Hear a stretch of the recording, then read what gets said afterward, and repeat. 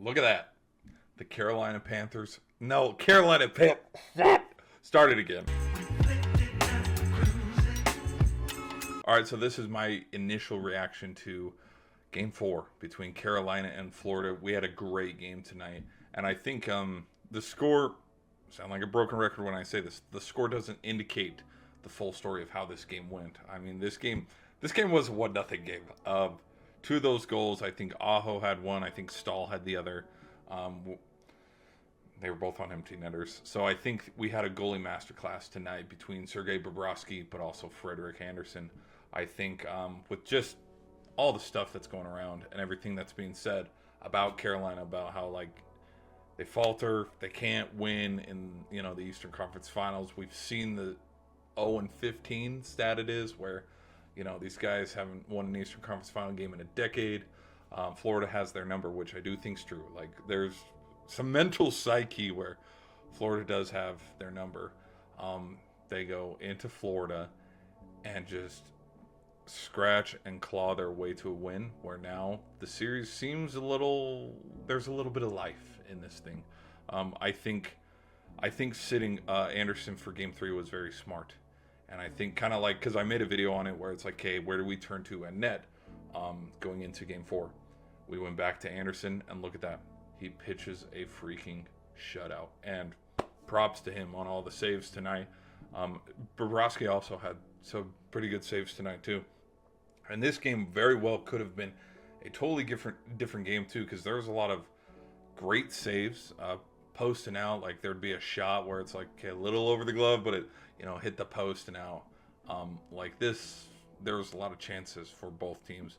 I think after it was 1-0, because I believe they went stick side on Bobrovsky, went really high. He wasn't going to stop that one. Canes get a 1-0 lead. This is their first lead in the series as a whole. It's like, okay, they have momentum. They have life. Let's see how this game goes. And then it went 2-0. And then Paul Murray said, hold on, let's look at this thing one more time.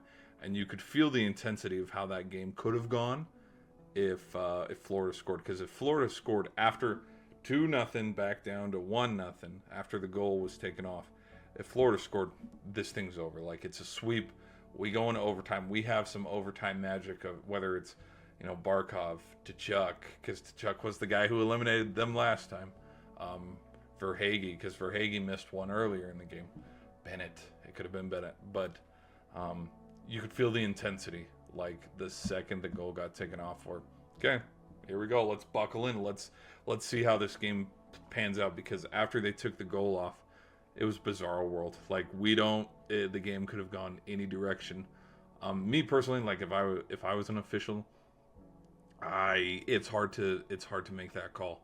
It's very hard to make that call considering the weight of where the series was at. Because yeah, this game goes from 2-0 where Carolina has this one in the bag too. All right, now everybody's just kind of gripping the stick a little bit tighter, because if Florida scores, this game's over. All the momentum that had been built up for the 40 plus minutes, almost damn near 50 minutes of the game, everything Anderson ever did, it doesn't matter now, because it's 1-1, and Florida just snatched defeat out of the hands of but it worked out for the better. And I think it's good for the series too, because Carolina is a good team. I know we've written them off and we've looked at the stats, but Carolina is a good team. They showed they were a good team tonight. I think all eyes turn to game 5 now, and let's see, because I talked about this a little bit. The Panthers, I don't remember how, off the top of my head, how the Lightning series went, but Florida in game 6 and now here in game 4, that's 0-2 in closeout games at home. I don't know if that could be a lingering stat where it's like, hey, let's circle this one, let's double back here, let's look at this. But like, Florida has a tough time closing it out at home, that I've noticed. But we've seen what they are like as a road team. Like I've made a video on it. Like I'm, not shy to say, like I do think the Panthers, if they win the Stanley Cup this year and go back to back, it's gonna be on the road, because we have seen just how dominant they are on the road. They did it to Toronto, they did it to Carolina in the first 2 games of this series. So now as we turn our eyes to game 5 and we see how this thing goes, very curious to see Does Anderson show up again, play on his head? Does Bobrovsky play lights out too? Like, I kind of have a feeling we have either, I'm going to play two sides of the coin here.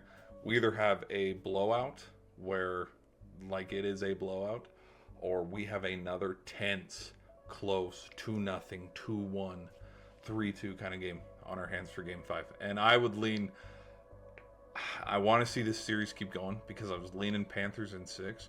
I want to see the Canes kind of climb back into the series. And we saw the last time the Canes were down 3-0 in a series against New York, who's #1 in the East. They forced 6. They forced 6 after going down 3. So, you know, have that little nugget and stuff. But that's my thoughts on that, guys. How do you feel about this game? How do you feel about this series? Like, we've seen the highs and the lows, but now Canes have started back into this thing. Let's not overact, but I think we got a good Game 5 loading. Let me know in the comment section. Be sure to hit that like button, and I'll see you in the next video.